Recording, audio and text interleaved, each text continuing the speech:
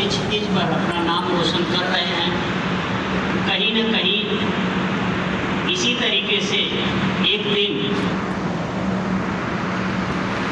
इसी मैट पे बैठ करके उन लोगों ने भी अभ्यास सत्रों में हिस्सा लिया है। जब मैं काशी हिंदू विश्वविद्यालय का छात्र था और विद्यार्थी कार्यकर्ता के रूप में अभी जितने पंखे आप देख रहे हैं उसकी भी व्यवस्था नहीं थी। जब कोई भी अभ्यास वर्ग होता था तो पूरे हाल में 2 या 4 पंखे चलते थे, जिसमें अगर बिजली की कटौती इस समय अब बिजली जाना आश्चर्य का विषय होता था। उस समय क्या होता था कि बिजली आ गई तो आपको याद होगा, पता आपको तो नहीं याद होगा, मैडम और सारे लोग इधर निगम जी जानते होंगे कि बिजली आ गई तो पूरा गांव जान जाता था कि बिजली आ गई। अब बिजली जाती है तो लोग समझते हैं कि बड़ा धीमे से बोलते हैं अरे बिजली चली गई। तब तक वो मोबाइल से फ़ोन मिला लेते हैं, अपडेट आ जाता है बिजली विभाग से कि ये 2 घंटे का रोस्टर है, इसके बाद बिजली आ जाएगी। यानी 18 घंटे तो बिजली पूरे प्रदेश में आ रही है।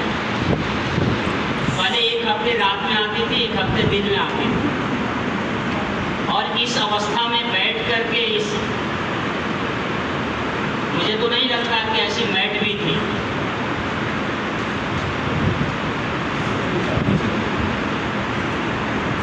कितनी विपरीत परिस्थितियों में कोई बीजेपी जैसे आज सत्ता शासन में है तो उसका भी लाभ विद्यार्थी परिषद को मिल जाता है, जैसे गेस्ट हाउस बुकिंग हो जाती है, कुछ न कुछ उसका लाभ मिल जाता है।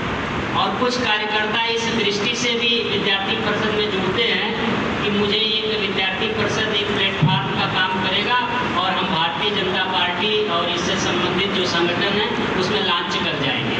एक लॉन्चिंग हेलीपैड इसको मानते हैं, जबकि वस्तुतः ऐसा नहीं है। जो लोग ऐसा मान करके विद्यार्थी परिषद से जुड़ते हैं वो पछताते हैं।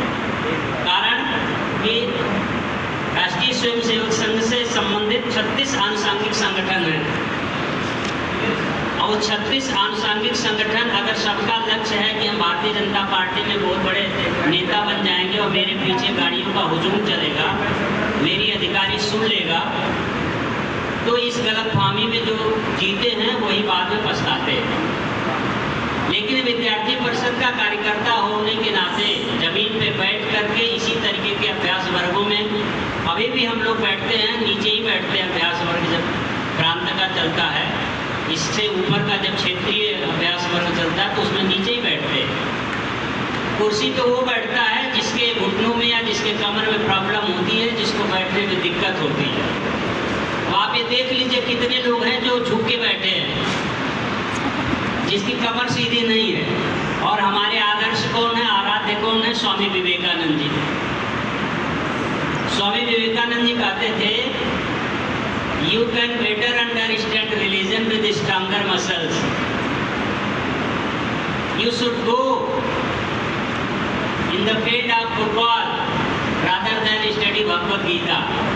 पहले अगर आप युवा हैं तो आपको फुटबॉल के मैदान में जाना चाहिए। अगर आप धर्म को समझना चाहते हैं तो पहले शक्ति को समझना पड़ेगा।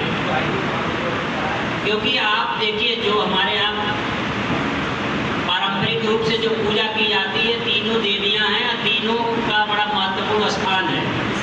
शक्ति चाहिए तो माँ दुर्गा, धन चाहिए तो माँ लक्ष्मी, विद्या चाहिए, बुद्धि चाहिए तो माँ सरस्वती। और तीनों कौन है?